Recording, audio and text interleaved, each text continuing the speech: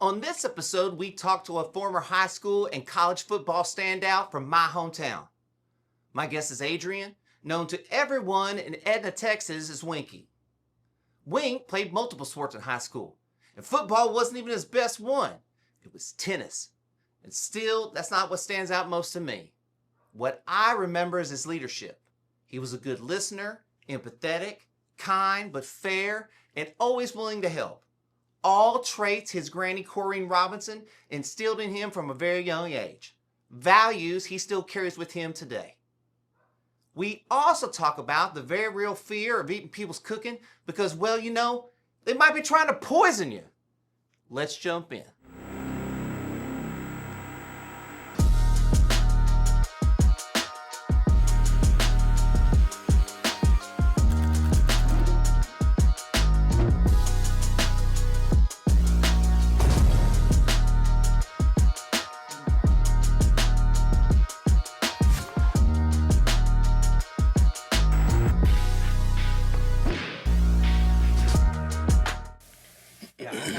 All my sunglasses are prescription.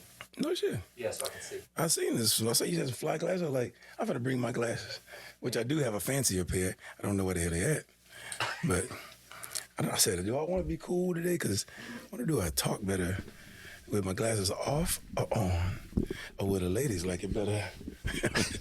I feel like I talk better with my glasses on. Really? But I also feel like people say weird stuff to you when you wear sunglasses at night. You know what I mean? Yeah. And people say things like, "Hey, I want to see your eyes." I'm like, "What do you need to see my eyes for?" Yeah. What are you really What are you really trying to get to? You know what I mean? Yeah. Hang on a second. I'm gonna turn this TV off because it doesn't bother me. I'm gonna make sure the door's locked. Otherwise, we might get an interruption from my daughter. I got a 7-year-old, bro, and I'm 50. What's that You like? about 40? Bro, like I'm 48. 40? Wait, you're that close to us? Yeah. Oh, you was a freshman when we were.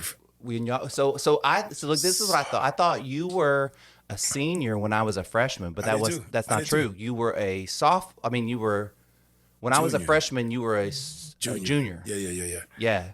Because you were number 33, right? If I can remember. I mean, You don't bro, I don't remember that.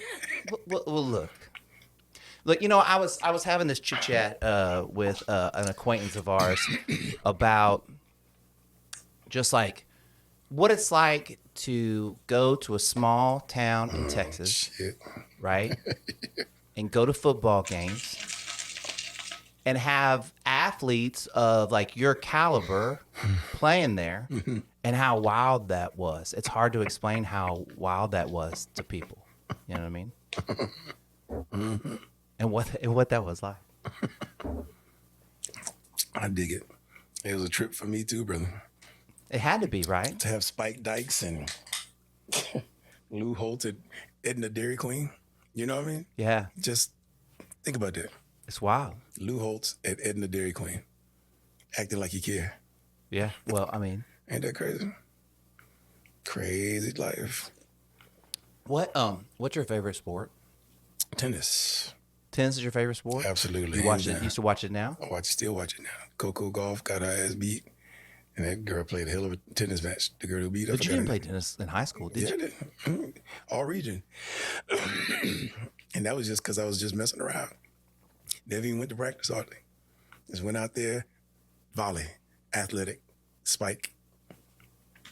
Had it done. Made it to region. Had a lot of fun. It was just me, I think maybe Burgett, a couple other guys, but it wasn't that many guys, like 3 of us, 4 of us, and like 10 girls. And we went on the Port Aransas trips and we had a lot of fun. I tried out for tennis, but it sucked so bad, so I didn't I get to did go. too. I didn't get to go. Well, I mean, No, but yeah. there's a difference between me sucking and you sucking. Okay, was like, what was sports for you like in high school? What did sports mean to you in high school? Man. For me, it was my survival. It was my outlet. I didn't have anything else to do. I mean, it's Edna. Yeah. Like, sports saved my life. If I didn't have sports, I definitely would be dead or in jail. Like, easy. That's an easy one from Edna, Texas. Okay. In my little sheltered life, living in Edna, Texas, was there a lot more like bad stuff going on than what I would realize like at a really young age in this small town? I ain't no snitch. Okay, no, I'm not asking. I'm not asking you to be. But the things that went down on the other side of the tracks Sure. during the mid to late 80s, early 90s with the crack epidemic and this destruction, brother. Is it? And I say destruction, I mean things you would never think somebody's mother would ever do for a substance. They would be doing it. And I had a family who was all in on the Nino Brown entrepreneurship.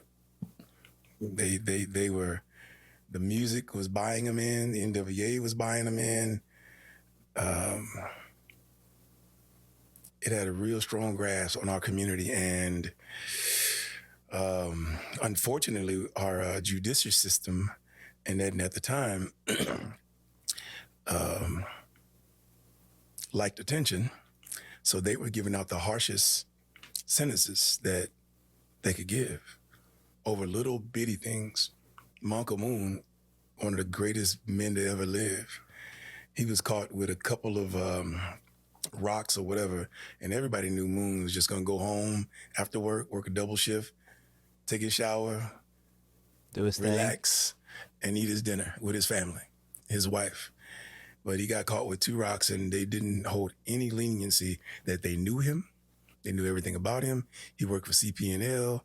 He was one of the town's favorites. And they still decided to try to beat the next county for convictions. And so, there was a lot that went on on this side of the tracks as opposed to the other side of the tracks, which is weird because we have to really talk in 2024. To this day, there's still a railroad track that separates a certain part of town and a certain population and another population. And this is 2024, brother. That's wild. It really is. It really is. I also think it's wild that I grew up in this like same small town and like knew nothing of any of those ideas, experiences, like, or even that those kinds of things would happen in my town. Does that make sense? Absolutely. I mean, and that's not because, I think it's just because of happenstance. It's not because anybody was trying to do anything. You know what I mean? Your mom done raised you the best that they knew how to raise you. I hope so. And that's all. And that's it. And some of the incidents wouldn't have ever reached your block. You know what I mean? Yeah. They would have never had it. Like if we went to go ride in the trails or try to ride to the high school or just go to the junior high to play basketball instead of just stay in our town, there was always a very strong police presence. I wouldn't say to discourage us, but to let us know that, you know, there was little margin for error. And of course, I always kind of was a rebel with no cause back then, saying that they don't have to do that to us because they don't do that if we weren't there. And so, I got a kick out of not being normal in Edna. It was like my whole goal is to never be normal in Edna. And that has nothing to do with sports. I just don't want to be looked at as if I was normal, because I had great grandparents who had farms and ranch. And I was actually brought up by them to feel sorry for white people because they didn't have as much as us. And people laugh when I say that. I really was brought up like that. Hey, go take this batch of corn down to, down the road to them because they don't have what we had. So I never saw, when I grew up, like growing up, my basis of looking at white people, especially in Edna, Jackson County, I never seen white people as more prominent just because there was a railroad track. Because when I went over on the other side and this is crazy because they still call it, a lot of people on my side of town still call it the white folk settlement. Really? Bro, you had that? Okay, you had 1942 that sounds? But like the white folk settlement. I've never heard that before. and I lived there. Do you know what I'm saying? Like, so that just, I mean, it just shows. I just when you talk, I didn't mean to interrupt, but what I can't get over is that this would be, I feel like some level understandable if our town was like 50, 100,000 people, but you're talking about like 5,000, 6,000 people. It was less than that then. Right. It was 2,000 back then, 2,800, something like that. Right. And so, like, this is not like a huge town. There should be a level of transparency that wasn't there. That's crazy. Oh, no. In the South? But I mean, in the small South? But, you know, again, like. Consciousness in the. But, you know, to your point, my parents, I feel like, also raised me in a very similar way. Absolutely. You know what I mean? Because my mom was a teacher in the school. She taught you and a bunch of other kids. And I feel like gave everybody respect. Absolutely. All that jazz. We all love Ms. Gassner. We all love your mom. But do you know what I'm saying, though? Absolutely. And so, like, I didn't really see that either. Yeah, that's true. And you weren't raised like that. I didn't feel like with that toxic rhetoric and cultural conditioning. You weren't raised like that. That's why I'm here now. Because I didn't even blink. You said, come, I'm coming. Because it's Scottie. I don't think of it like that. You know what I mean? Okay. Not because you're your mom's son. Yeah. But we went to high school together. You know what I mean? All right. So, do you remember this? I just remember this. Okay. So I'm a freshman, and I guess maybe I am a freshman. I'm an underclassman for sure. Mm-hmm. So I'm gonna say you're a junior. Mm-hmm. I don't know, and I don't know who it was. I'm not gonna throw out names because I can't remember really who it was. Well, I'll throw out the name, and I know I'm gonna say R.I.P. But go ahead. I think I know you. You know what I'm gonna say? Maybe. Okay. And so there was this, you know, back when we went to school, there was probably a level of hazing that went on underclassmen. That was just the way high school was, right? And so we had to sing in front of the E. Right. And somebody like said like, hey, you got to sing in front of the E. And I remember you stepping in and saying he doesn't have to do it. Oh, and like, do you remember that? I don't, but I'm sure I did it for a reason. Well, but you know that speaks to exactly what you were saying before, which is my character was brought up to be vocal, be a rebel, to go against. Would you say that like is a form of leadership? Oh, absolutely. Excuse me. Man, fairness is what leadership is about. Nobody being bullied. I don't care what color the bully is. I can't stand them. I don't care who it is. I can't stand bullies. And somebody said I could have been a bully, you know, junior high, maybe a little bit in high school. But anybody imposing their will on somebody, especially the person that doesn't deserve it, I'm going to be the first one to step in that mix and see if they really want to deal with a bully. So I'm glad you brought that up. Don't remember it to like specifically, but I knew I probably wouldn't let anybody mess with you if they was messing with you. But okay, so one, what's so crazy about that is people tell me stories all the time about myself that I don't remember. You know what I mean?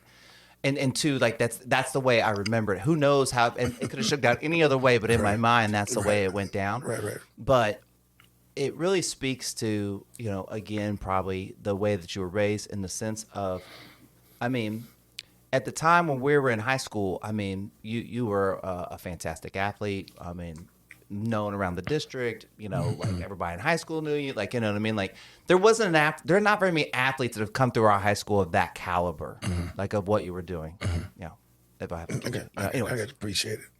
And so along with that came a tremendous amount of responsibility in the way that you treated people and stuff like that. And probably I had to guess, this is before social media, but pressure of like, you can't really get in trouble, you know, and like all those things that like kids now that probably they have all these NIL deals and all these things that they have, you know, their social media has to be pristine, and you were having to do that in like real life all the time, you know? Yeah, that was a little easier. I was raised by my grandma, so 90% of the time I left the house, it wasn't the media, it wasn't a coach, it wasn't anything. It was my grandmother's switch that I was worried about, and my grandmother's legacy that I was worried about to represent her right, no matter what I was doing, whether it was church, sports, choir, whatever, hanging at Sonic and not hanging at Sonic. You know, we only had a couple of places to hang. kind of always knew when it was time to leave the scene. You know, I took pride in having strawberry Kool-Aid in my cup instead of whatever everybody else had in that cup. It was it was a good responsibility because I do well under pressure, and I love Edna, Texas, man. Let me put that out there. I love my city. I love both part of towns, all three part of towns. Everything I ever did when I left Edna and went to Baylor, all I could think of is I'm finna put Edna on the map and make everybody know where Edna, Texas is, period. And, you know, in a positive way, you know, nothing rebellious and nothing like that. Just doing the right thing every day. Okay, I don't have to ask how much you probably love your grandmother. Right. Okay. No. Has she passed? She passed last summer, brother. Oh, wow. Oh, sorry to hear that. No, it's all good. Thank you. Okay. So your grandmother was probably a leader, right? Shh. Silent leader. But okay. She could be. Hey, tell me about your grandmother. The definition of resilience, faithfulness, love in action, sacrifice,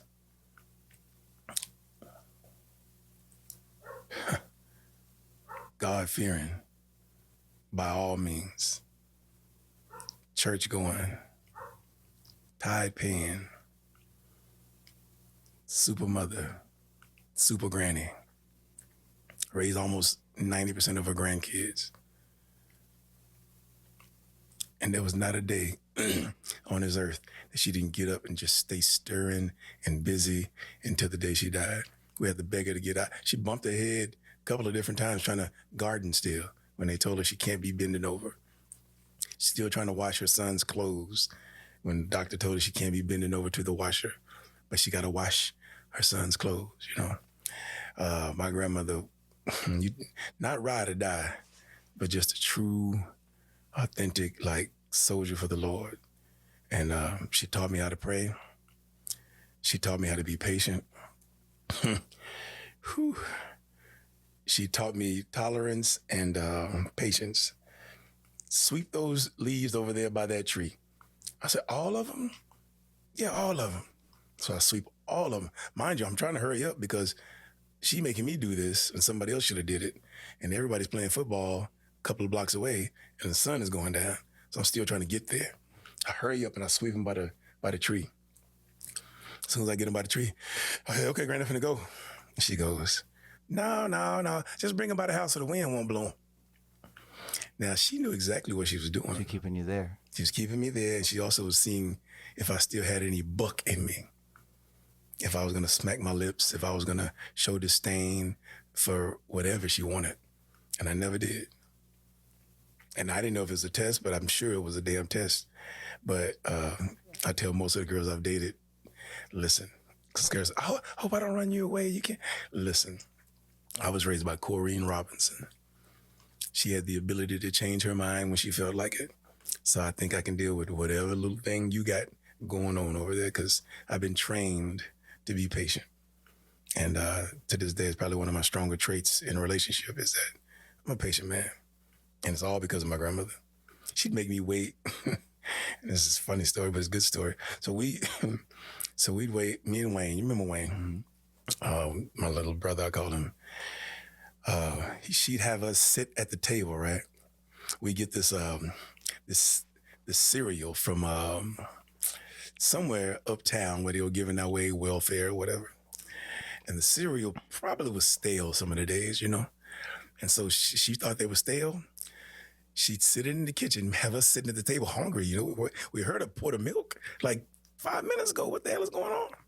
She was waiting for the cereal to get a little soggy so it wouldn't be, you wouldn't tell if it was soggy, so we wouldn't have a bad experience eating cereal. Now, I know the difference between crunchy and soggy cereal, but nevertheless, you had to sit there as a kid and wait because she knew what she was doing. She was going to present us with a palatable meal because that's just who she was. And that sounds crazy, but that's a consideration that most women probably wouldn't even Eat them. They stay. Don't tell me they stay. That's food. If you don't want it, you're going to stay hungry. That way my grandmother, she was patient. She made it palatable for us. And I'm speaking to that, to love, not eating stale cereal, but to love. You know what I mean? I didn't take it that way. Yeah. I took it as she must have felt authentic inside of you, like even in your kind of subconscious day one. Oh, yeah. Because why would you give someone that much respect that's being that hard on you from day one? Mm-hmm. It's because, I mean, you were constantly picking up on her authenticity as a human being. She was whatever she said she was going to do, she was going to do. Right? And you better hear her the first time. You better hear her the first time. I'll say this. I didn't know I was rich until I kind of got to college. My grandmother changed our sheets every other day. She didn't believe in every other day pillowcases. You know, skin falls off your face, skin, you know. I didn't know anything about that, but she did. I didn't realize we had clean sheets every other day. We had a full meal, like literally meat, 4 vegetables, cornbread, like on Sunday. And it should last you to Monday or Tuesday. Then on Wednesday, she cooks again. I feel like now looking back on it, I go like, man, I was a king. I got to eat vegetables. Like we used to go like to Hallisville basketball tournaments during the weekend and stuff like that. And guys would go to Sonic and guys with moms would bring them, you know, bologna sandwiches, which is fine. Now my granny, I had meatloaf, pork steak, or cabbage, sweet potatoes. And this is when microwaves first started coming out. And I used to have to get the bus to stop at a convenience store so I could warm my meal up at the convenience store because my granny didn't feed us fast food. I didn't eat at Sonic and churches and all that when I was in Edna. I probably didn't eat at Sonic and stuff till I was like 25, 30. And that's all because of my grandmother raising me rich, at least healthy without putting in my body rich. And I didn't even realize it until I got to college and everybody was like, you know, I was kind of ripped up back then. That's all my grandmother's nutrition. It wasn't me. I mean, I exercised, but and I never forget one day, and I hope I'm not doing too much. No. Day I'll never forget, I was probably 11, 12 years old. And I'm riding my bike, which I begged my mom for. And back then, if you had a Roland or a Diamondback, Oh, yeah. that was a statement. Oh, yeah. You might have to fight for your bike every other day. I could fight back then, so I wouldn't worry about it. I remember seeing my grandmother walking down this trail. It's 100 degrees. I'm riding my $300 bike, 1986, 7. And my grandmother's going to her second job, sweating with a few bags and stuff like that. And I ride by her. I said, Granny, I can take your bags, you know, on up to the job so you don't got to pack them, da-da-da. Oh, I got it, baby. So, you know, I end up taking them anyway because she's stubborn. But I remember saying to myself that day, my grandmother's never going to work this job again. So about 5 years later, you know, 5.5 years later, I get a scholarship to Baylor. And the only thing I asked Baylor was to take care of my grandmother, whatever that looks like. And I basically told every recruiter that. And for whatever way, whatever method it happened, they took care of my grandmother. And that's why I played hard for Baylor. That's why I ride or die for Baylor right now. Ain't got nothing to do with football. They took care of my granny. However they did it, they took care of my granny. And she never had to work for that lady again, man. I want you to imagine something, Scott. It's 1992 or three. It was 2. It was 1992. I'm at Baylor University. I call back to it's called Slavics. It used to be a funeral home called Slavics, right across from the church, the Catholic church. And I called Miss Slavic because I wanted to talk to my grandmother because there was about to be a transaction or whatever. So I needed her to be aware. Because last time Wayne ran the guy off. I called, and Miss Slavic answered, hello. I said, yes, ma'am. Can I speak to Miss Robinson? She's like, oh, hey, Winky. And she's like going on and Miss Slavic said, Corinne. And I heard my grandmother in the background say, ma'am. My grandmother's 60 years old at the time. And she said, ma'am. It rattled my bones. I got a car. I drove to Edna, made my grandmother come out of that house, and she had never had to work for Slavics again. But in 1992, Corinne, 60-year-old lady, ma'am, in 1992. That's Edna, Texas, brother. And so anything I did from that point, you can go look at any newspaper article. There's going to always be a mention of Corinne Robinson, no matter what it is. And that's not to throw shade on my parents. No. But that woman is the one who rubbed me with Vicks and fed me every day and made sure I went to church. If you didn't go to church, you couldn't eat on Sunday. So you don't got to go to church. You're not going to get any of that. So, yeah, it goes without saying, you know, yeah, Corinne Robinson is a gem, a true angel right here on this earth. Who do you think you are without her raising you? She a little Winky badass. She hardly any of the neighbors' kids, the neighborhood kids, they ain't want their kids playing with me. I might leave your kid in the ditch choked out. I mean, and take his bike. Yeah, I wasn't a very nice kid. Yeah, angry, mad because they had parents and I didn't. Mm-hmm. You know, parents there, you know, and I didn't. I used to do that crap all the time. 7th grade, they used to try to hurt people just because they had their parents in the stands. Oh, you got 2 parents, huh? Oh, okay. I'm gonna hurt you in front of your parents. That's the way I thought, 7th grade. So without her guidance, without her divine intervention, yeah, I was so when do you go to live with her? Ooh, probably about 5 or 6. Okay, and your parents are around, but my parents were in Rosenberg, or Sugar Land. Okay, they were just doing their thing, you know. I mean, both of my parents successful. My dad played for the Cowboys, played for the Chiefs. Spent 8 years up in Saskatchewan playing Canadian ball. Started the first North American multicultural band, interracial band. Wow. And that's out of Saskatchewan. You can Google that. My dad even has an article, I wish I had brought it with me, that it says for the Cowboys, promising rookie out of Prairie View A&M ahead of Ditka on the chart. Oh, wow. And, you know, Mike Ditka was a hell of a tight end back there, but he was hurt during training camp, and my dad was kind of shining, and they got somebody to try to undercut my dad, and it got bad, and a couple of black players, they fought, and then they kicked him out of camp at the Cowboys, because that's just 1969, you know. My mom, you know, believe it or not, most of my, and you think that I got most of my talent from my dad when I tell you that. My mom was all-state basketball player, first team, all-state volleyball player, first team.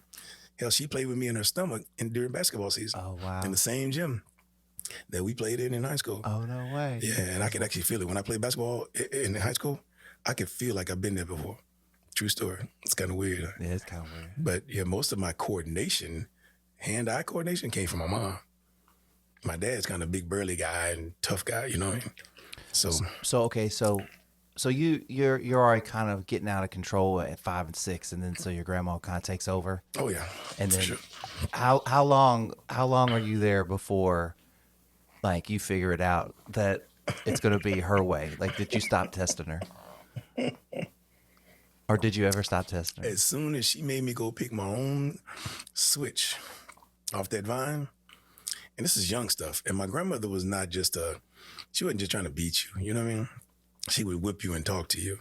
You know, there used to be a time where there was appropriate discipline. She's not really trying to hurt you with the switch. She's getting the switch to get your attention.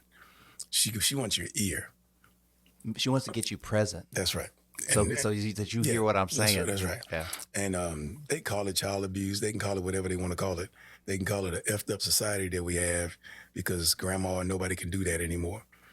And the unfortunate part, I don't think many are emotionally mature enough to do it, to actually discipline not out of anger and discipline out of teaching. You know? Like you said, like, you know, it's not, you can't have a conversation with your child if you're angry while you're switching them. Ain't no way. You know what I mean? Ain't no way. Yeah. Highly ineffective. So I learned real quick, you don't wash the dish, you don't do your assignment, you're not getting your reward. she won't even acknowledge that you didn't do it. She's not gonna give you what you were supposed to get. So it was understood, Jack. And I'm talking about like it's your responsibility. Yeah. And we had this whole little thing in my family, in my side of town, kids couldn't go in the refrigerator just freely. Can't. That's an adult thing. You got to ask an adult. How come? I have no idea. Oh, okay. Tradition, weird cultural conditioning. Kids are hard-headed. They'll eat all the damn Capri Suns. They'll drink them all because they don't have any discipline from everybody. But my granny had a booby trap in front of the refrigerator. What? It was her china cabinet, a fancy china cabinet. And I mean, pretty much every black home had one. But my grandmother's house, she had this wood floor. So the wood floor would like creak. If you actually stepped on this one spot, it would rattle the china cabinet. I don't know if she booby trapped it like that or not. Wayne fell for it every time. He got his ass whooped all the time. But I was a ninja. So I could jump from the telephone across that board over here at like 7 or 8 and land like that, like a cat. Now I can eat all the Capri Suns I want. And Wayne couldn't do it. And it was nighttime. You're supposed to go ask her, but I didn't. So my granny had a lot of unconventional ways to discipline you without a word. I'm talking about without a word. Yeah. Yep. Thank you for letting me share that, brother, on your show. Yeah, no. I mean, because if you know anybody, and then they know who Coco is. Well, I mean, yeah. I would even go on a limb and say my mom probably knows. Oh, she definitely. Your mom definitely knows my grandma. Yeah, I mean, because I'm probably making this up. I feel like at some point, I mean, this is no secret, I guess. I don't know. I don't think so. Yeah, but you're one of my mom's favorites. Your mom definitely one of my favorite teachers. And so I think that I think she respected your if she Absolutely. knew her, like I think she respected her in that way, because that sounds like my mom's gig. Absolutely, absolutely. And I told my mom that I was going to interview, so she's probably watching. Hi, Mom. Hey, Miss Gass, is that? Oh, right there. Yeah. Okay. So, because I don't want to jump all into like just talking about football stories and stuff like that. But like, tell me your favorite game that you played in high school. It doesn't have to be like your best game, but maybe it's just like the way something like played out or the story or whatever. What was your favorite game that you played in high school? Ooh. Oh, there was a couple of them, almost back to back, but one of my favorite is that we played Divine, and we played them in George West, Texas, one of the prettiest football fields I ever played on. That grass was beautiful.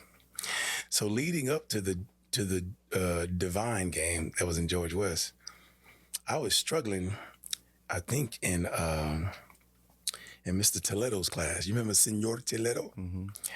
Senor Toledo was not going to give me a 70. He's going to give me a 68.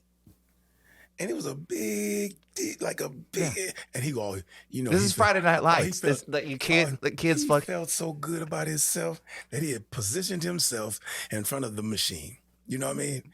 And I was like, come on, Mr. Little, like, you don't understand. This ain't even, it's bigger than whatever you trying to prove. It's not like he didn't even like me. What he didn't like is that somebody else came to him and tried to make him do something. Oh. And so that stuff started getting out during the week. And so Divine newspaper said something about it. Really? And then by the time we got to the stadium in George West, they had my jersey, had me hanging, number 19, hanging from stuff, and some kind of report card. And I mean, they had a whole bunch of crazy stuff. Like, and this is before the internet, by the way. This is before the internet. Yeah. And I was already ready to play, you know what I mean? And I remember Mac looking at all this before we got off the bus, and Mac turns to me, he says, we finna kick their ass. So we get off the bus, we can start to play. And I think Divine had negative like 52 yards, and they never scored. Really? Yeah, brother, we put a number on them. And they were a pretty good team. They was undefeated. And that was a fun one. But leading up to that game, that was a lot of crap. Okay. Did you talk? I don't mean to come back to your grandmother. Did you talk to her about stuff like that? Like, was she a sounding board for like Oh no. No. Granny wasn't a lecturer. She wasn't that. You know what I mean? Now, if I'm on the porch and there's a bunch of fellas around, which she loved more than anything to be out there and let us just talk. She's, and she'll say a little subtle something, just to remind us, that she's there. But nah, she was never a lecturer. She knew my granny didn't have to lecture. Me and Trump, and I do see that me and Trump have something in common. Probably have more than something in common. I actually like Trump, by the way. I know it sounds crazy, but I really do. I'll explain why whenever you want to know why later on. But he has a phobia of somebody going to poison him. So for years, as a single man, I would never let a woman cook for me. She can cook. I pass. You scared you were gonna get poisoned? If I'm not committed to a woman as if to be her husband to be, she could have any kind of arteria. I didn't hang up the phone. I didn't come in early enough. It could be anything on her mind. So I've always had this fear of when a woman cooks for me. Is this like from a movie? Like what? Because Hang on. Because your grandma cooked for you all the time. That's different. But you didn't worry about her poisoning you. My grandmother's the most consistent, like not I say non-emotional, but just consistent soul, and she's doing it for her family. She ain't doing it for you. Yeah, I know. Because two other people the reverend might come by. She ain't cooking she's cooking. She ain't gonna kill everybody, huh? Exactly. So I learned that other people may not be that stable. You say, where did I get that from? A movie or something? Man, I grew up. I got a bunch of aunties, aunts. I've heard horror stories of how they tried to kill their husbands, putting salt in their tea, making pork chops and rice, gravy, pouring so much salt. Hopefully they have a heart attack. I've heard all this stuff, man. You know what I mean? And so I grew up with that. I was like, there's one way I'm not going out is by letting the woman poison me. But what I did learn, like you said, as I got older, not a lot of women want to go to jail and leave their children behind over poisoning your ass. You know what I'm saying? Yeah. And so I still don't need a whole bunch of people cooking now. I ain't really crazy about that. But I got to know you love me, that you crazy, that you might give me your left kidney before I will eat your cooking. That's one of my sticklers. There's an actual. Wait, hang on, right back up. Is that why, like, you didn't take any food tonight? Is because you thought I was going to poison you? It wasn't nothing personal. No, but hang on. Absolutely. I should have made it clear. I was going to get it from a restaurant. I don't cook. Nobody, my girlfriend cooks for me. She ain't cooking for you. We're getting it from a restaurant. I wish I would have known. I would have said, like, hey, these are like hamburgers from like Whataburger. It's not like right. my stuff. Yeah, it's not personal. If it was you, Haley Berry, whoever, I can't do it. My spirit won't do it. But what's so funny is I remember going to like parties, like we'll say like in college or something, and everybody, it's like potluck or whatever. Yeah. Like I wouldn't eat. Yeah, that's rough on me now. Like, I can't do no potluck. I'm over it now, but I remember being in a place where like I'm not eating food that somebody else made. Not that like all food is made by somebody else. You know what I mean? But it's different if it's in a restaurant. Mm-hmm. I agree with you, but that is one of my phobias. I'm trying to get over it. I'm working at it. Currently working at it. Well, okay. You eat your lady's food right now. Yeah, okay, so she's safe. Yeah, she's safe. She's safe. Yeah, she's safe. And it's crazy because I passed up the food truck village. On the way here. You know what I'm talking about, right? Yeah.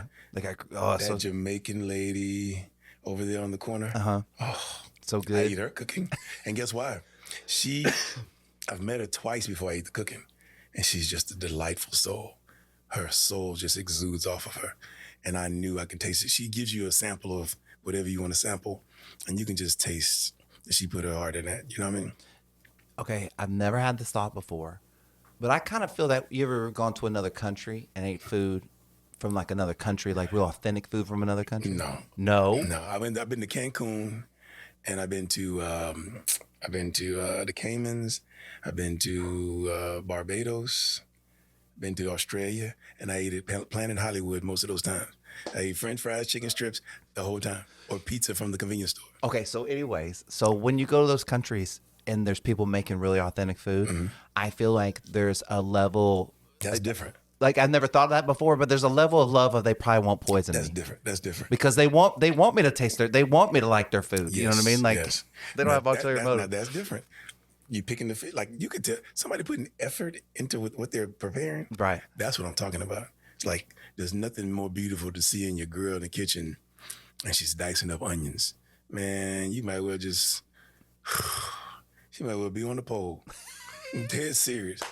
Dicing up onions with her hair back and a nice little robe, and what she's preparing, that deliberately is for me.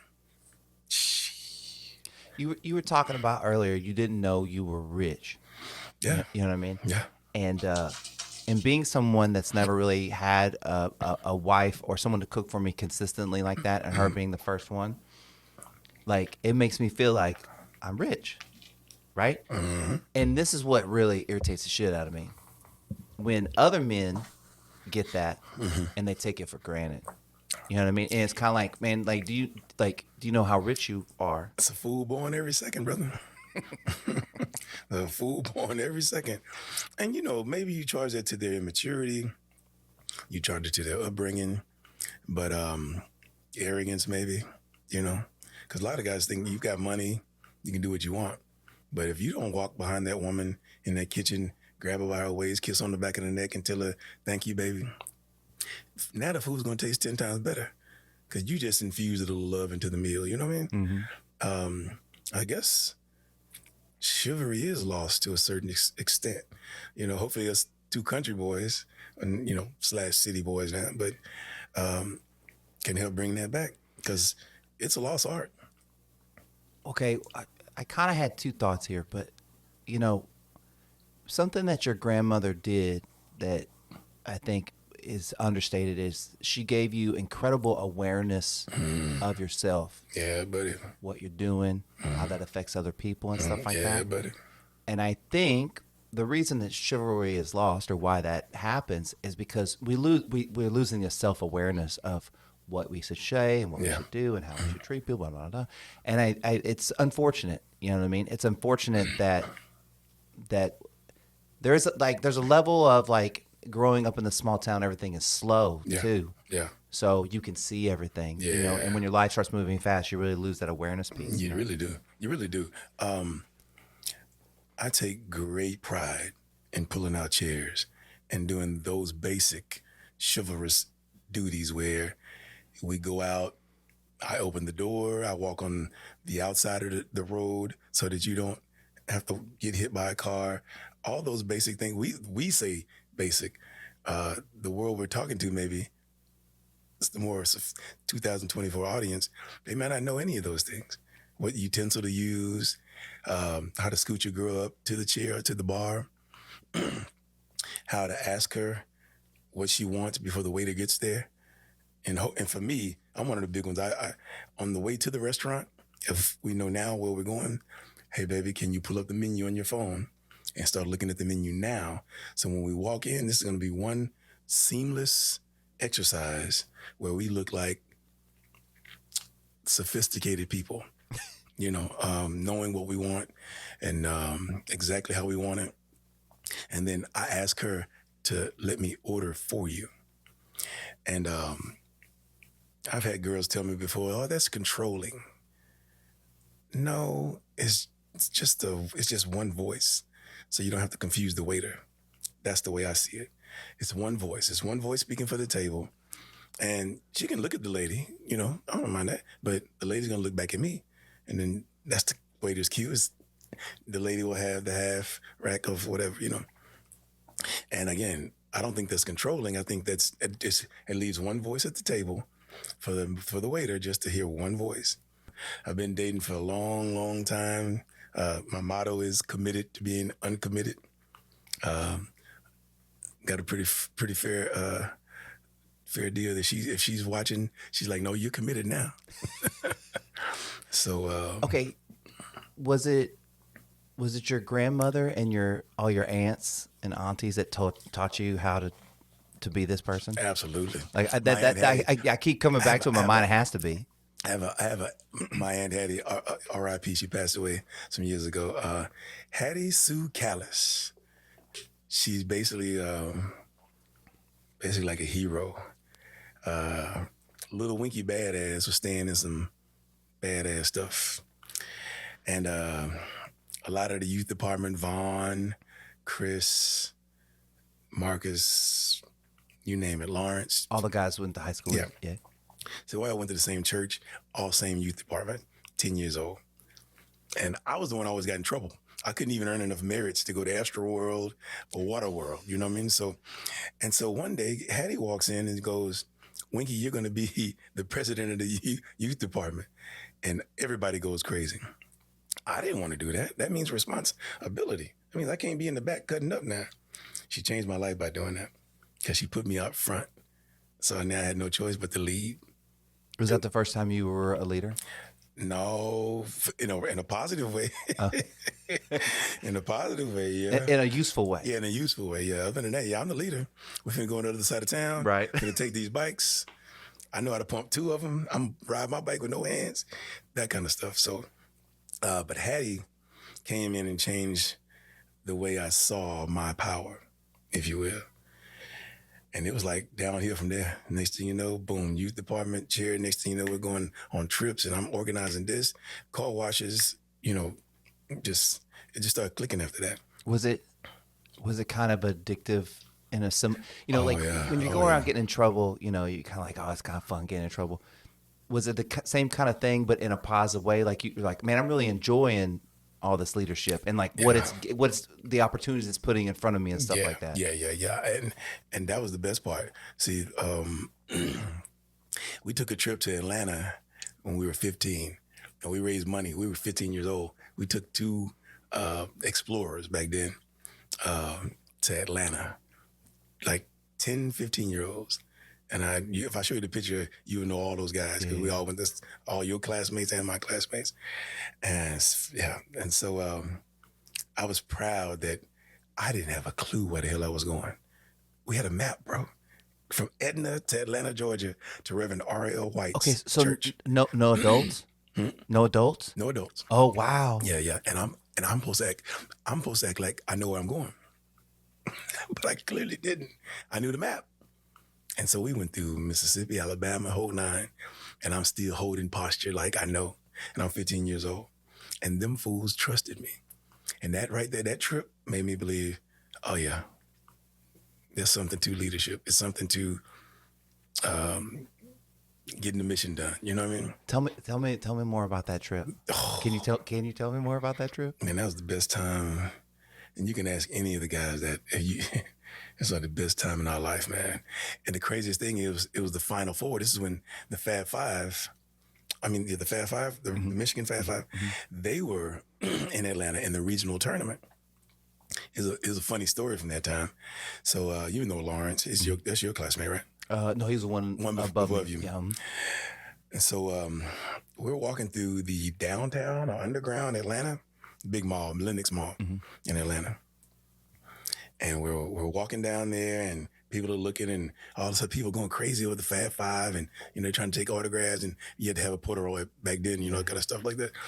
And so, we trying to figure out, could we get in? Could we not, figure out how to get to him or not? And Ray Jackson from Austin, he screams at Wayne. I forgot Wayne went to LBJ his freshman year. Oh, no way. Yeah. And maybe his sophomore year too, before he moved to Edna. Yeah. He said, KT. And we all go, what? And Wayne go, what? He said, oh, what's up, Ray? He comes out of the crowd over the little, moniker stuff and grabs my brother. Almost picks him up. What the hell? They invite us back to their room. Oh, wow. Jawan Howard cuts Lawrence's hair. No way. True story.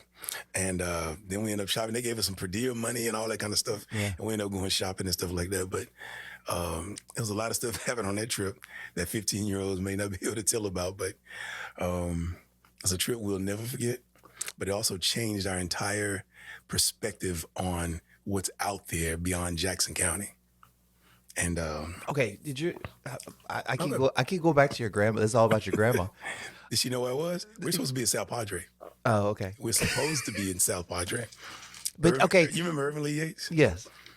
Irvin Lee back then He took the pen. There's a mileage pen. Used to be back in those old school cars. He knew how to take the mileage pen out of the mileage thing. So we just hit Atlanta, and the rental car would never even know that we didn't go to Corpus or back. So it was beautiful. There's beautiful country stuff. There's many stories that go with that. Wait, okay. Do you have a boy or a girl? A little boy, Okay. Drew. Can you imagine letting Drew drive to Atlanta with 15 years old? Wait, 15 years old, going to Atlanta with his friends?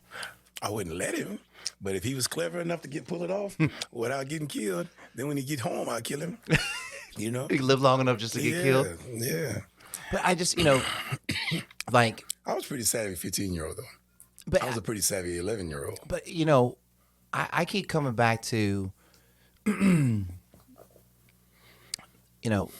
but there's a theme going on here about the way that we were raised. Yeah. And specifically in this conversation, the way you were raised by your grandmother, right? And because she raised you that way, you were able to go to Atlanta and not die. Exactly. You know what I mean? She gave me enough autonomy. Yes, and Yes, she did. and I really think that like it's a really hard thing to do. For when I say, "Hey, would you let your boy go?" You're like, Yeah. It's a really hard thing to do, but it's like so important. My son's a suburb kid. Is he? He's daycare, mommy, dinner, bed, school. You know what I mean? My So my it's daughter's different. just the opposite. Oh yeah, She wants to go out to the farm, see my dad, run around these hay bales. that's what I'm talking about. She wants to see these cows and do all Yeah. this stuff. You know what I mean? Like, That's perfect. so, hey, okay. Without throwing yourself or anyone under the bus, okay? And you were recruited by many major universities coming out of high school, right? And then now there's this NIL, right?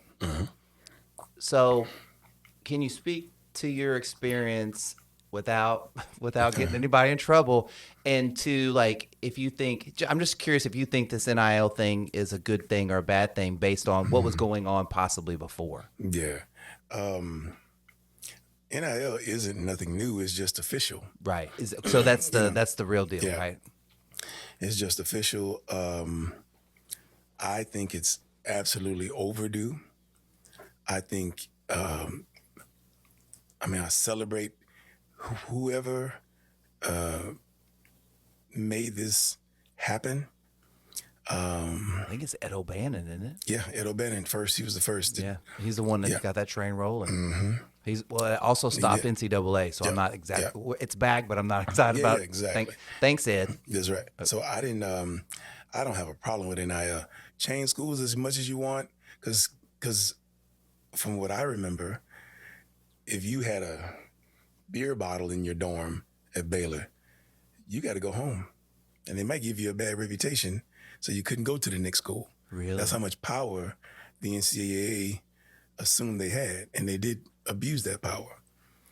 And so now the NCAA, they don't like that the power dynamics have shifted. Of course. And I wish there were more curriculum. I wish there were more intervention. Guidance. Guidance just for student athletes, that they have to go through a course in order to receive NIL money. And I wish that they could not get it while they were actually in college. Or, I wish they or could- not the whole thing, at least. Yeah, right? not the whole thing. Right. I wish they could delay it. But then when I think like that, I think we don't do that to tennis players or tennis amateurs. We don't do it to baseball amateurs. We don't do it to golf amateurs. So why do it to football players and basketball players? So, But is there, okay, I don't know if that's a fair question. Is there a difference between like tennis and like golf, like coaches and parents versus like football, basketball, and baseball coaches and like parents? You know what I'm saying? And then meaning that like it might be proper for in college football for them to go through a course Yeah. because there's so many kids. yes. tennis kid, their parents are probably dialed in on them because Exactly. it's only them and that kind of. Does that make sense? For the most part, yes, you're right. Suburb sports versus non-suburb sports, you know, and so you're absolutely right. Great point. You're right, but the money is the money. Because whether I'm ready for it or not, A&M is selling my jersey, and they made $600,000 on it last season. You telling me I can't get my percentage? Yeah. And so whether I'm ready for it or not, I'll just throw it in the bank. You know what I mean? I'll put it in my Cash App account. You know what I'm saying? So let me do it how I do it. Give me my money. And so all of a sudden, the entire nation cares about young black men's financial literacy. You see what I'm saying? Yeah. Has never been a topic before 2022. Never. You know how many people, I mean, especially in the early 80s, were getting taken care of, whatever way they decided to. Some people wanted Corvettes. I wanted my grandmother to be okay. And they made it happen. Yeah. And like I said, there's been a many of white envelope passed and magic cars showing up in garages. And hundreds of thousands everywhere. Yeah. Like places you probably wouldn't even, Iowa. I'm just kidding. Like, you know, but places you wouldn't even think people would be giving people things probably got things. Absolutely. You know what I mean? Yeah. I mean, name drop here, Colt McCoy, from my recollection, was one of the, like one of the best examples of how to do NIL the right way. Because he could have went out and become a first-round draft pick after his junior year. But whatever conversation that him and Texas had before NIL, later on his wife actually snitched on him. You remember that? Oh, I did not know Yeah, this. she kind of like came out. She just told it. But I know my instincts when he stayed. I was like, something ain't right about Okay, this. so Ain't no freaking way, you know. that And he's a great example of. and I want to think he's probably a pretty good guy. Oh yeah, Right. looks Okay. like a great guy. But like you just kind of blew my mind a little bit. Okay, because you know, oh man, I hate this. Like, Ricky Williams came back for his senior season. No, he was a star. Now also But Ricky he Williams. also wasn't under scholarship. He wasn't under NCAA. He was, but not. Yeah. with But money. he also was going to break a bunch of records. Yep. But like And to sell think, jerseys. but to think that there are athletes that probably before were coming back for their senior year just because they got paid. Like I don't know why I've never thought of that before this moment, and that's crazy. Now I want you to think about something, and it makes it a little more simple. So once you are declared as one of the top 50 prospects, sometimes top 200, but definitely top 50, you qualify for the Lloyd's of London insurance. So now you can go get a $10 million policy based on your draft status or projected draft status. So Ricky Williams, of course, he came back with all the guarantee. Anything happened to me, Sure. I'm going to get $20 million, period. You know? Willis McGahee, same thing. Same thing. Yeah. And so they came back with assurances. So they played footloose and fancy free their senior years, Colt and Ricky, you know, and they're not the only ones that. Well, yeah, that I never thought of that before now. Yeah, because it's a negotiation, man. I mean, you want to sit at the table and stop being like I call it being a football player and be your likeness and image and protect it and invest in it. That's different. Like, think about what Deion Sanders did in college before. I mean, he was doing his name, image, and likeness. Yeah. In the with the 90s, right? Yeah. I mean, No, already he was. mid-80s. Yeah, he was building that thing already. You know what I He mean? knew. Who told him that? I don't know who told him that. I don't know. Somebody smart. Somebody smart. Somebody real very smart. Hell yeah, somebody smart. Who helped you navigate the process of like going to school, like going to all these colleges and listening to people? Did you have somebody that you trusted that like you would bend their ear? When it came to the Like just like, okay, so I'm gonna go off to school now. what they're offering. Yeah, well, just like who to trust, who not to trust. Like, I didn't need that. Like, you already had it? Yeah. Because your grandma? I could smell it, man. I grew up in about 8 different households. My grandmother started having too many kids in the house, right, when I was about 11. So I kind of, here's a little known history fact. I actually stayed with Bobby Bell for a few months. No way. Yeah. I tried. I consider BJ and Trisha like literally like my brothers and sisters. So okay, I live next door to him, right? I do know that. Why did I see you? Every day in the basketball, out there playing basketball. Nancy making sandwiches with rye bread. Yeah, I was there. I guess. And at that point, I started kind of bouncing from house to house. So one of the traits you pick up, maybe foster kids could be able to tell you this too. I wasn't a foster kid, but my upbringing wasn't ideal. You learn to walk into a room, sit down at the table if there's somebody's eating, and there's food, and you're starving. They give you a piece of chicken, a little side of mashed potatoes, 5 green beans, and a roll. Eat that food, take your ass to bed. That's what you should do, to be thankful to have a roof over your head, safe roof over your head for the night. And as a kid that hasn't been in a stable household like that,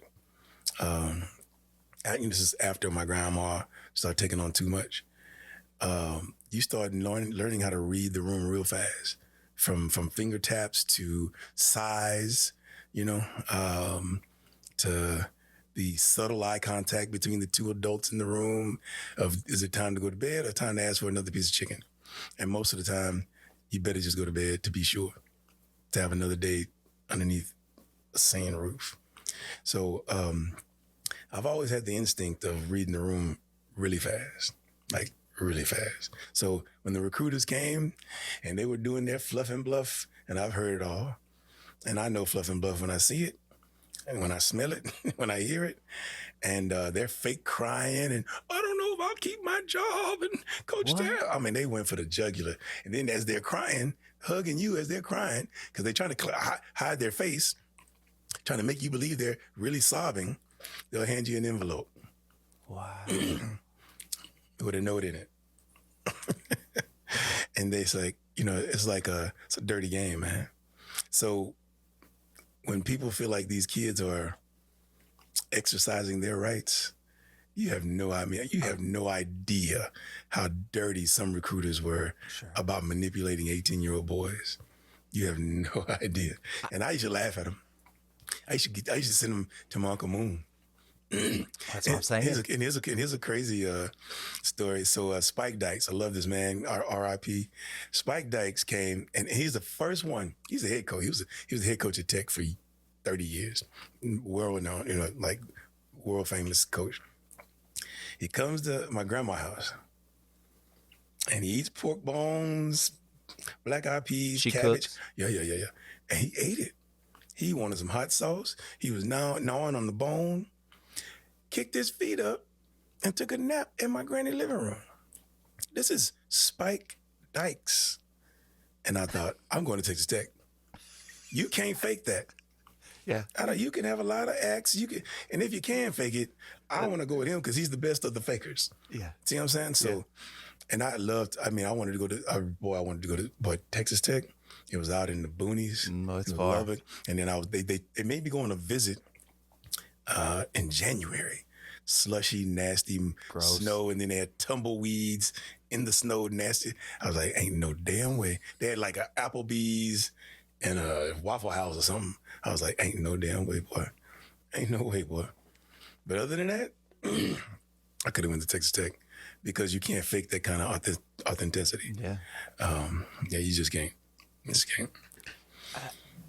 Something that you said earlier, you said your grandmother would just like sit. Did you say your grandmother would sit and be quiet or just? Yeah, she'd sit and be quiet on the porch. She loved all the racket. Right. Oh, she loved the racket. So I kept the racket up.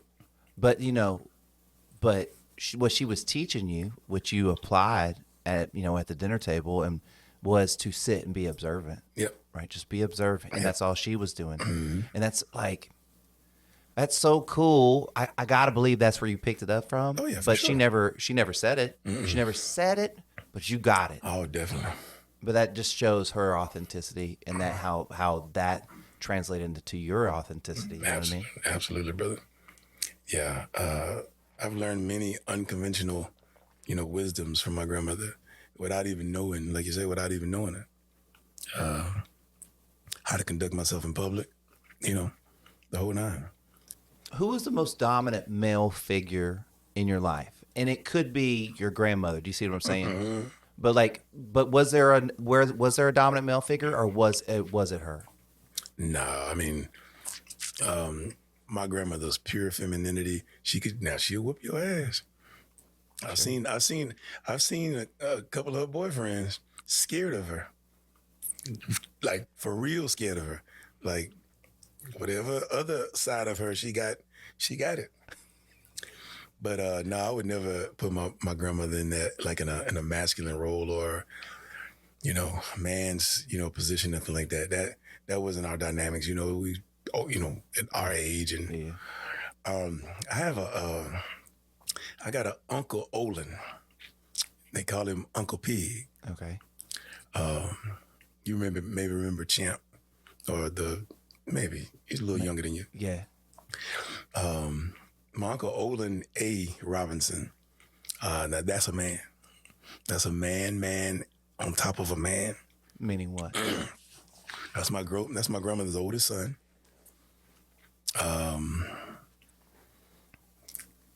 He owned half the block. It's your dad's brother? Oh no, that's my mom's brother. My mom's brother. Okay. My grandmother's oldest son. And when I say man, oh man. Like, can you give me an example? Family man. Anything his family wanted, they can have it. He had 2 daughters, right? Kim and Teresa. And Teresa was closer to my age, so we were closer. And I'm 37-1, by the way, with these hands. The one loss, my cousin Teresa. Yep, she got me. 2-piece me. So we grew up close. And when I was born, I was younger, and my Uncle Pig didn't have a boy. So I was going to be his boy because my mom wasn't there, So I was kind of aloof. So he would buy me go-karts, trampolines. He put a basketball in his driveway for us, the whole nine. But he was a man's man. He worked at Exxon, Mobil Exxon out in the plant. Mm-hmm. Had a lot of hobbies. You can always go over there. There's barbecue to this day. There's barbecue in the air. There's a lot of stuff in the air. And it's a great time going. There's Frankie Beverly in the air, and everybody understands the assignment. It's family, and we hanging. And this is our block. They call it 4 block. Mm-hmm. And ain't nothing like that, because him and his wife Jean made that happen. So if you talking about quintessential male figure, I mean, this is a man that I'm young and maybe I got a whiff of the barbecue. Maybe I got a whiff of something else. When I started acting crazy, he's like, "Show him, nephew. You can do 2 flips on that back, on that trampoline, and nothing I could do. You got it. You hip. You know what you're doing." It was all positive affirmation. He didn't even realize what he was. All he was putting was battery in my back. Go run that thing again, Wink. See how fast you can go this time. Jump the ramp now. Let me put 2 more tires up there so you can jump it higher. He was that uncle. Fearless. So he made me fearless. So that was the ultimate medal in my life. And if you got to know him, he'd walk up to any man, no matter what shade, creed, color. If the man considered himself disrespecting him, he let him know whatever color it was. This 1982, 3, 4, 5. I'm a man just like you. I pull my shorts up just like you pull your shorts up. You feeling froggy? Jump. With all that mouth, you feeling froggy? Jump. That's what I thought. Punk ass. Da-da-da-da-da-da. And I'm like, man, we gonna get shot. Because it's 82, 3. We can't do that yet, I don't think. But that's the kind of man he was. So I think if you ask lateral anybody, my Uncle Pig is different. Well, I think, I keep running across the same old theme with this whole podcast, which is like, my whole thing is like just trying to be the most authentic person I can be. And what I'm finding in conversations, especially when people like yourself have these strong role models, they're both just really authentic people.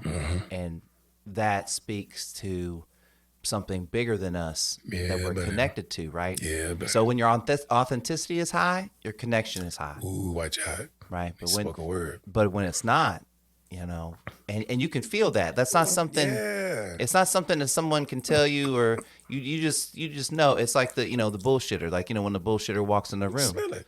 And so people are fooled from time to time. Somebody could be a really good bullshitter, but like if you're really connected in, I think something always kind of tells you what's really going on. This final segment is brought to you by HeyJustBe.com. I believe that achieving balance in the mental, physical, and metaphysical aspects of your purpose through learning, serving, and creating can transform your life into one you truly enjoy living. Want to learn more? Visit www.heyjustbe.com. All right, so how I usually wrap this thing up is I ask people, what do you do to just be the best version of yourself so you can be good for everybody else? And we were talking about like, hey man, like, you got to do the things. If you're a guy that's not emotionally capable of, handling your kids, like you need to go do something about that. So I know that, former athlete, you still like to work out, you give up. Oh yeah. No. No, hey, some athletes give up. No, I stretch, I ground, Nice. I do sauna. I do a lot of things, man. You do grounding? I do grounding almost every other day. Nice. Like at least 3 times a week. Awesome. What else do you do? Like what else do you do to make the best version of yourself? Watermelon juice. You like that? That's my thing. That's my new little elixir. Watermelon juice. It's pretty good. It is, especially in the summertime. Yeah. It really is. I get up, meditate, walk my dog, which is crazy.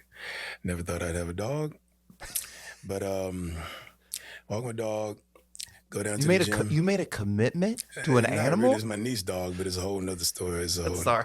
Yeah, but I do it because she goes to work and the whole nine. And so I go to the gym a little bit and I'll stretch. Some days I'll stretch and work out. Some days I'll go just ground, take my shoes off, put my back against the tree, bare feet against the roots, and just sit there. Do you kind of base that on how you're feeling that more? Like when you get up, you're like, hey, there's no regiment. There's no regiment. Yeah, it's what you like. I center myself to see what I need for that day when I wake up. How long you been doing that? Like kind of like that since the pandemic. Man, I can show you a picture where I was pregnant, like literally. I had a baby gut. I was like 212 pounds, man. Wow. And I'm 252 now. Wow. And that's all because of just changing your regiment and your discipline, Well, I think what's underrated about exercise is that people think that they have to like go all out every day, and really to maintain like your body over a long period of time and maintain exercise consistently, especially as you get older, it can't be as intense as it was. No way. I do a similar thing. I listen to my body like that morning, how I'm feeling to what I'm going to do that day. You know what I mean? And try to just mix up as much as I can, but do a lot of stretching, all that jazz. And I do lymphatic massage every day though. Oh, nice. I learned that in your lymph nodes, the whole nine. And you shake, you tap, and do all that stuff. Look, I'm the crazy guy in the park now. You know what I mean? I'm the crazy guy at the gym. You know what I mean? I'm grounding and I'm slapping myself. But I'm trying to live, man. I'm in love with my future, Scott. Well, I came to this place like post divorce where like I'm like, holy shit. Before, my life was moving so fast because it was out of control. Right? Mm-hmm. Now it's moving fast because I want to enjoy every bit of it, and there's not enough time because I love being here and I love my life, right? But now I'm like I'm 48. Like what am I gonna do? Like I'm running out of time. You're not running out of time. But man. that's I reflect on going, man. There is some time that I probably wasted a little bit. Oh, I mean, you can't be. Is that just reflective or is that regretful? I am grateful, but like in the sense of like, God, I wish I had had this wisdom Oh, gotcha. just a little bit sooner, so maybe I wasn't just getting lit on a Tuesday or Monday Night Football or something. Or, just I would have put more intention about doing stuff like this. Like, doing podcasts or being productive or whatever. You know what I mean? But yeah, no, I mean, everything brought me to here. Like, so why am I going to complain? Man, How do I get here, when I stopped drinking, and that wasn't that long ago,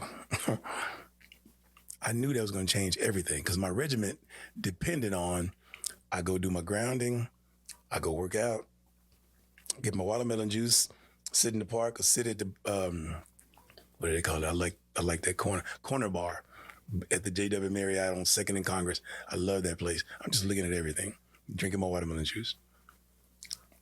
Go home, take a nap, wake up, and my entire day was wrapped around happy hour. And I love happy hour. I love people. I'm a social drinker. Order me some food and I'm home. But I got to do better than that because if I'm going to give my woman the best of me, I can't show up at home half tipsy, not exactly available. You know what I mean? Mm-hmm. She deserves better than that. Mm-hmm. And so, I made a decision, man, hey, look, with the time I do have left, I'm going to make sure I'm spending it authentically with the people I know who love me and won't poison me with their food. That's right. Real talk. Well, hey, I appreciate you so much doing this. I always ask everybody to give me a hug. Do you mind giving me a hug? No, without question. Push that microphone out. Oh, I got you. Ow.